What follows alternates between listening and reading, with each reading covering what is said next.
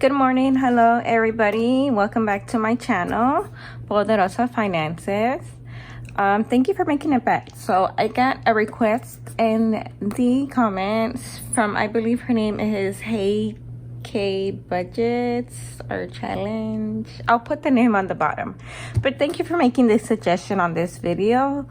So honestly, the pay period already passed, and I was just I didn't make any extra payments, so I didn't do no color in or anything like that for Best Buy. I just saved the payments for the credit cards and call it a day. Right now, I just want to keep track on one card because of the entrance on that yo-yos the balance, and so I just want to focus on one card and one color in, and then take it from there. So going forward, I was asked to put in, I had already, so going back to a previous video, I had already decided to do the Citibank because that one has 24% entrance compared to the Star Furniture, which has 0% entrance, and then the student loan, that is an average about 4%. So it just as a refresher, I do have $34,000, almost $35,000 in student loans. I have a Best Buy card. It's still $942 because we didn't make a payment this pay period, but it will get one next in 2 weeks. I do have a Citibank card that is $2,100. Capital One is $5,900. Have 4 Chase cards, and then the Star Furniture, which is where I bought my mattress. I have 2 cards. One is $19,000, and then the other one's $15,000. It should be 14 by now that it has a payment. And all those tally up to $34.47, and this was before the payments. In total, I have $118,000 debt. So for Best Buy, the reason that I'm trying to pay it off is because it's the lowest loan that I have from all my credit cards, and it has 0% until April 2024. Once if I have a balance and April comes around the corner, it's going to accrue interest from the beginning of the loan all the way into April. Citibank has a 26%, Capital One has 26%, and all of my Chase cards have a 27%.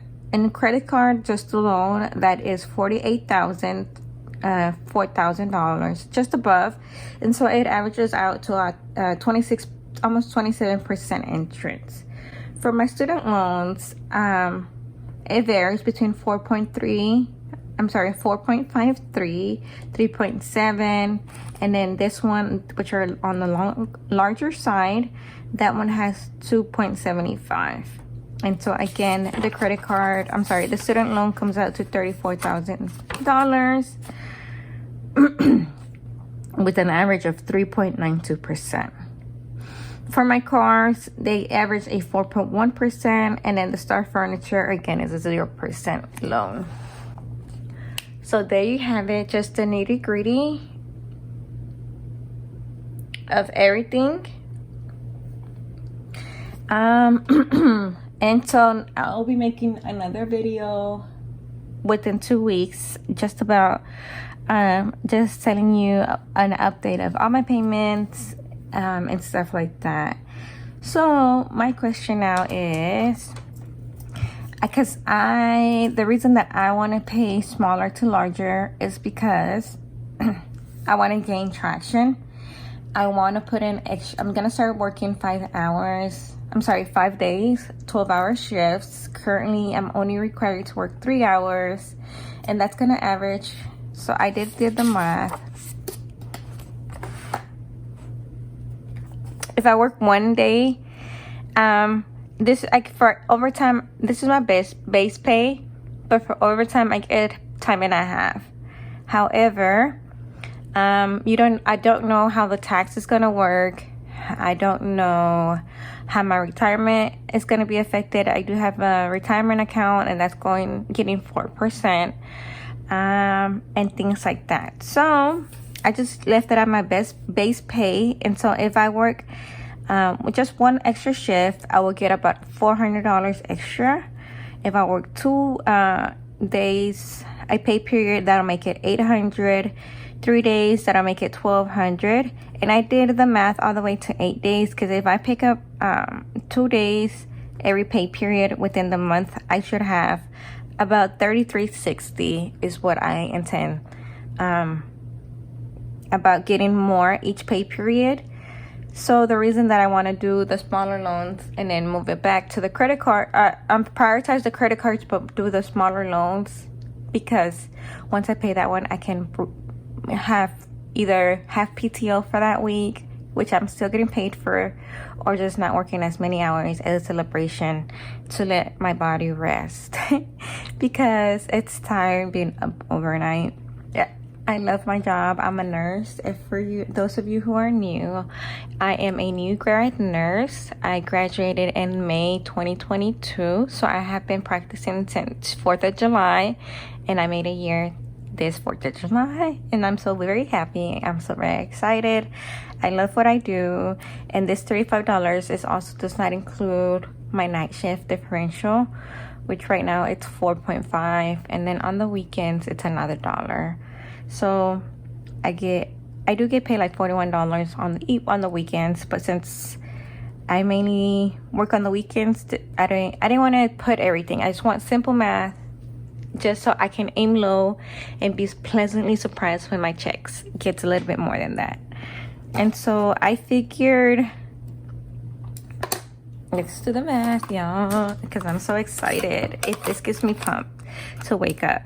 So if I do 30 times 4, because there's 4 months remaining in the year, that I will average about $13,000, and that will be a great chunk of my so 13,440 divided by the total amount that I owe, which is 48,399 times 100. That will be at least a quarter of my credit card debt. Can you imagine not having to stay working to my timeline to get credit card to pay everything off is June 2026, but imagine if I can do it way sooner than that. That would be so amazing. And that doesn't count that I'm still expecting a raise. Between now, we get annual raises, but because